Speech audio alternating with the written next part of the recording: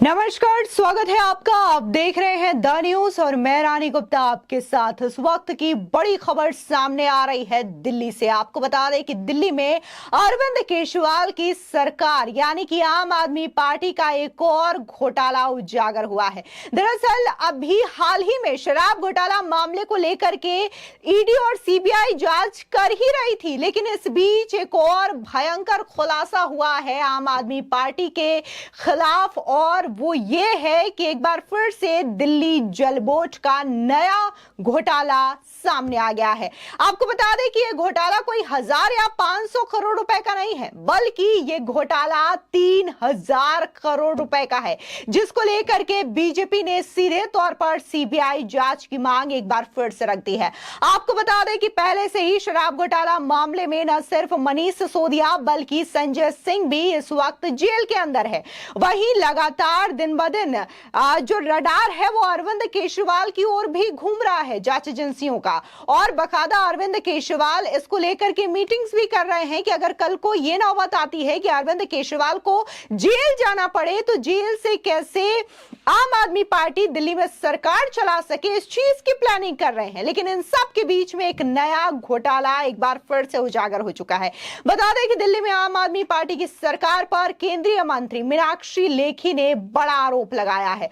बता दें कि आज शनिवार को प्रेस कॉन्फ्रेंस कर मीनाक्षी लेखी ने कहा कि आम आदमी पार्टी ने सभी भ्रष्टाचारियों को जहां चाहे लूटने की छूट दे रखी है और नतीजन दिल्ली की जनता लगातार धोखा खा रही है। उन्होंने कहा कि इस बार दिल्ली जल बोर्ड में भी घोटाला सामने आया है, एफडीआर भी गायब हो गए हैं। उन्होंने केजरीवाल सरकार से सवाल करते हुए कहा कि सारा का सारा पैसा आखिर कहां गया। आपको बता दें कि इस प्रेस कॉन्फ्रेंस में केंद्रीय मंत्री मीनाक्षी लेखी के साथ दिल्ली बीजेपी के प्रदेश अध्यक्ष वीरेंद्र सचदेवा भी शामिल रहे, और उन्होंने भी इस दौरान आम आदमी पार्टी पर जमकर निशाना साधा और यह कहा कि आम आदमी पार्टी ये कहती है कि वो देश की राष्ट्रीय पार्टी बन रही है बहुत कम समय में, लेकिन आम आदमी पार्टी भ्रष्टाचार में देश की सबसे बड़ी पार्टी बनती जा रही है। आपको बता दें कि इस दौरान मीनाक्षी लेखी ने दावा करते हुए कहा कि बैंक और दिल्ली जल बोर्ड की वित्तीय जानकारी में 166 करोड़ रुपए का अंतर है। उन्होंने बैंक खातों में पैसा जमा करने का दावा किया, लेकिन वे बैंक जानकारी से मेल ही नहीं खाते। दिल्ली जल बोर्ड में विभिन्न पदों के तहत 3753 रुपए का घोटाला हुआ है। 2017-18 से 2022-23 तक उनके द्वारा किए गए कामों के सभी डिटेल्स गायब हैं। इस दौरान मीनाक्षी लेखी ने तंज कसते हुए कहा कि हाय तौबा, केजरीवाल ने किया एक और नया घोटाला। केंद्रीय मंत्री मीनाक्षी लेखी जो है जल बोर्ड घोटाले को लेकर के खुलासा कर रही हैं और साथ ही आम आदमी पार्टी पर तंज कस रही हैं। आम आदमी पार्टी की सरकार ने सब भ्रष्टाचारियों को दे रखी है कि आकाश से पाताल तक जहां जो लूट मचानी है वो लूट मचा लो, और वो नतीजा सामने आया है कि दिल्ली की जनता को लगातार जो है धोखा दिया जा रहा है, और सब लोग यही कह रहे हैं हे ईश्वर हे अल्लाह, फिर एक नया घोटाला जो है भारतीय जनता पार्टी ने आम आदमी पार्टी का पकड़ा है। और इस घोटाले में इस बार जल बोर्ड की डिटेल सामने आई है। आप सब जानते हैं कि इतने लंबे समय से जब जल बोर्ड को देखभाल की जा रही थी, देखा जा रहा था, उपभोक्ताओं की संख्या बढ़ गई, मीटर्स बढ़ गए और खपत बढ़ गई, लेकिन जो कमाई है वो कम हो गई, और जो पहले उनके एफडीआर वगैरह रखे थे वो भी गायब हो गए। तो पैसा गया कहाँ?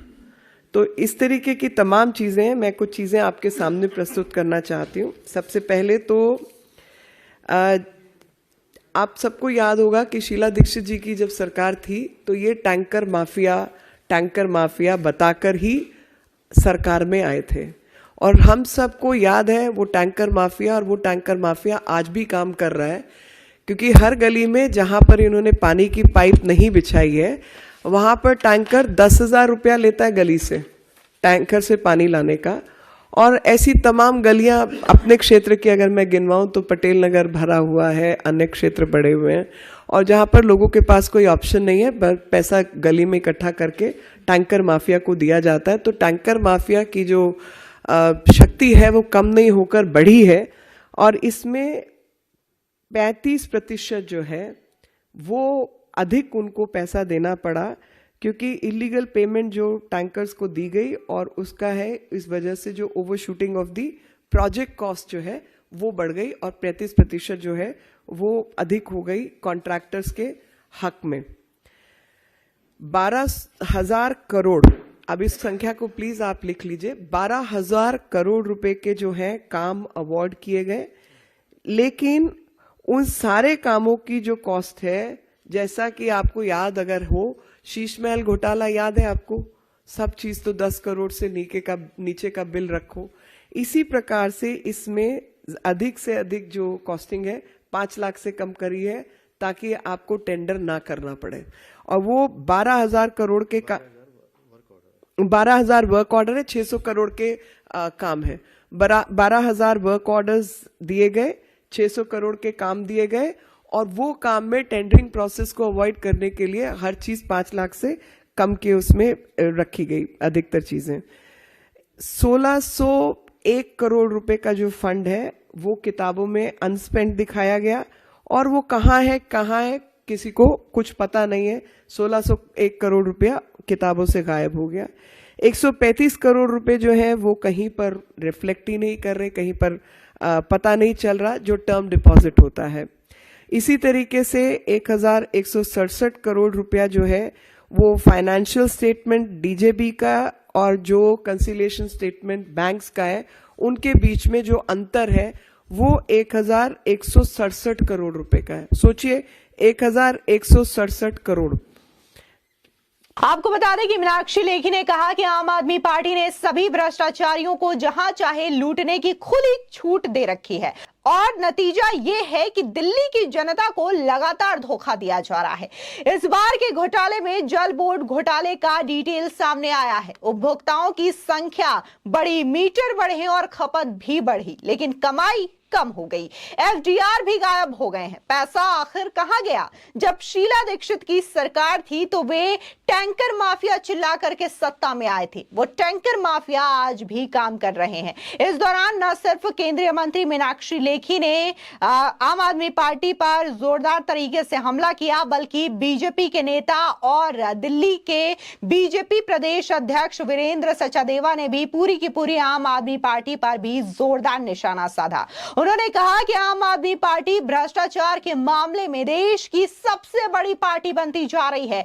आए दिन कोई ना कोई घोटाला जो है आम आदमी पार्टी का सामने आता रहता है, और भ्रष्टाचारियों के सरगना अरविंद केजरीवाल बन चुके हैं। आपको बता दें कि लगातार शराब घोटाला मामला हो, डीटीसी घोटाला हो या फिर अन्य घोटाले हो, आम आदमी पार्टी की मुश्किलें कम होने का नाम नहीं ले रही है। उधर सुकेश चंद्रशेखर ने भी जिस तरीके से प्रोटेक्शन मनी को लेकर के सत्येंद्र जैन पर आरोप लगाया और उसकी सीबीआई जांच की बात रखी है, तो इस पूरे मामले में आम आदमी पार्टी लगातार फंसती जा रही है। लेकिन अब एक और खुलासा होता है दिल्ली जल बोर्ड को लेकर के, और यह कोई छोटा मोटा घोटाला नहीं बल्कि 3,000 करोड़ रुपए का घोटाला है। ऐसे में क्या बीजेपी जिस तरीके से सीबीआई जांच की मांग कर रही है, तो ऐसे में इस मामले में सीबीआई जांच होगी, और कौन कौन से आम आदमी पार्टी के नेता हैं जिन पर यह शिकंजा कस सकता है, देखना दिलचस्प होगा। फिलहाल इस पूरे मामले को लेकर के आपकी क्या राय है, हमारे कमेंट सेक्शन में जरूर बताएं। धन्यवाद।